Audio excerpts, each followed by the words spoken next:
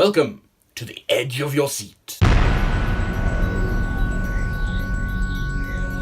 So we looked at Disney space travel, robots versus monsters, and insane stalkers.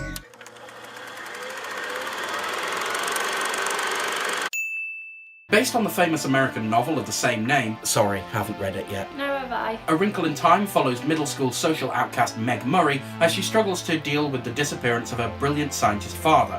Her only real confidant is younger adoptive brother Charles Wallace, who is something of a prodigy.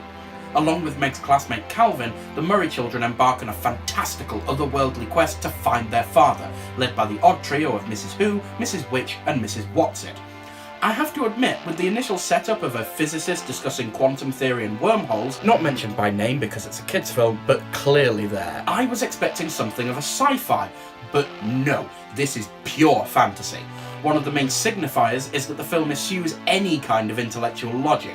It works only on an emotional level, almost dream logic in fact. It looks stunning. The costumes are amazing, the hairstyles, the visuals. Oh, it's just such a pretty film. And because the emotion the film both conveys and evokes are so childlike and pure, it does make it impossible for me to dislike.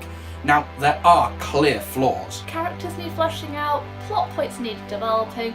Ideally, I would have loved it to be 2 films. But the messages of inclusivity, empowerment, and emotional openness mean it really should be seen by kids, even if adults fail to fully connect with it.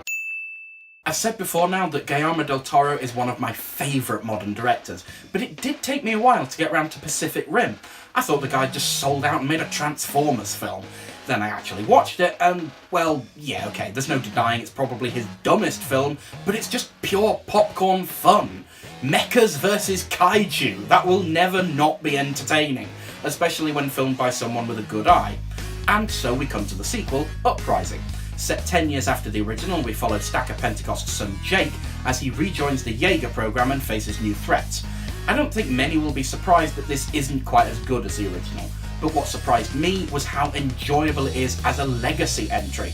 The visual style is changed with a clearer, more Saturday morning cartoon feel that really suits. It really is just live action anime now. This visual flair is what helps it instantly surpass the terrible Transformers films. It is clear, it's well designed, and it's well choreographed. This is the big screen directorial debut of Stephen S. DeKnight, the guy behind Daredevil Season 1. There are even robot fights on a frozen lake in Siberia and the slopes of Mount Fuji, just to break up the usual city combat. Even these take place in Sydney and Tokyo, so we end up with something that feels truly international. It's nowhere near without fault though. The pacing seems to be on fast forward, the commentary on drones seems a bit behind the times, and the way certain characters are dealt with may annoy the fans. But as with something like Force Awakens, this is a film about passing the torch, and John Boyega again shows himself to be more than up to the challenge of accepting it. Just because I'm paranoid doesn't mean they aren't out to get me. This may as well be Unsane's thesis statement. When Sawyer Valentini goes in for what she believes is a routine chat with a psychiatrist, she finds herself contained against her will in a mental institution. Is this an insurance scam on a mostly healthy stalker victim, or is it a necessary medical step for a delusional and highly troubled patient? What makes Unsane work, apart from Claire Foy's superb central performance, is that the answer is never entirely clear-cut. Even when presented as rational, Sawyer is a murky shade of grey, and as the film follows her perspective so closely, she is far from a reliable narrator. That off-kilter closeness is conveyed by the clever concept of filming entirely on an iPhone. Not merely a case of showing off technology, it gives a starkness to the film, as well as a voyeuristic quality. It could be any of us behind that camera. There's also hints at wider social commentary, with a lot of the film's ire set on for-profit medical care and its dangers, and just a hint of the #MeToo movement in the main character's plight.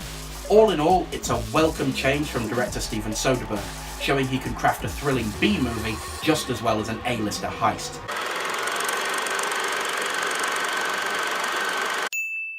Blockers is a really nice surprise. Looking purely at a synopsis, I'd be tempted to write it off. It's about 3 parents of high school girls who stalk their daughters on prom night to prevent them from having sex. Blockers! You see? It's got a cockerel on the poster for a reason. Nah, you won't get this, will you, Mum? It sounds like any other gross-out teen comedy with dubious sexual politics, and yet, somehow, this manages to both incorporate and bypass the expected stereotypes. For one thing, the film wisely splits its focus between the two generations. Both teens and parents get full storylines with unusual depth of character for this type of story. Neither side feels like a straw man written by the other. For another, the film makes it very clear from the start that the parents are in the wrong. It is not their job to police their offspring's virginity. Peer pressure does play a small part in the narrative, but the girls are never shown to be anything less than empowered young women in charge of their own sexuality. It's worth pointing out that the teenage boys can feel a little underdeveloped in comparison. Well, turnabout is fair play, I guess. Anyway, we end up with a film that's frequently hilarious whilst having a strong positive message. Though the film will mostly attract the teen audience, it provides a lesson that many parents should learn too. Next time we'll be heading to the Oasis with Ready Player One. Yeah, you can go now, I'm just going to read.